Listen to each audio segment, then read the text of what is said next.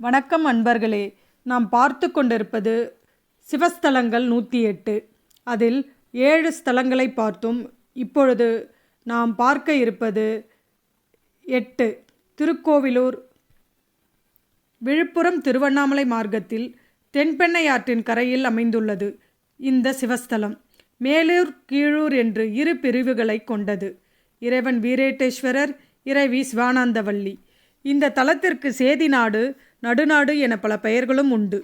திருக்கோவிலூர் சோழவள நாட்டிற்கும் தொண்டை நாட்டிற்கும் நடுவில் அமைந்துள்ளதால் நடுநாடு என்றும், சேதியர் என்ற இனத்தலைவர்கள் வசிப்பதால் சேதிநாடு என்றும் பெயர் பெற்றது.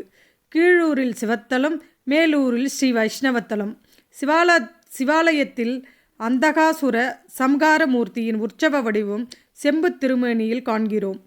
அந்தகாசூரனை கீழே தள்ளி மிதித்து கொண்டு அவன் மீது சூலத்தை பாய்ச்சும் நிலையில் உள்ளது. அந்தகன் தவமிருந்து ஈசன் அருளை பெற்றான். அருள் பெற்ற ஆணவத்தில் தேவர்களை துன்புறுத்தினான். முனிவர்களின் வேள்விகளை சிதைத்தான். தேவ கன்னியர்களை இம்சித்தான். இறைவன் தமது பெருங்கருணையால் அந்தகனை காத்து அவனுக்கு சிவஞானத்தை அளித்தார்.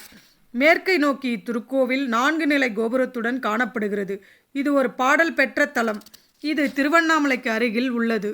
திருவண்ணாமலை 5 பஞ்சபூதங்களில் ஒரு தலமாக அமைந்துள்ளது.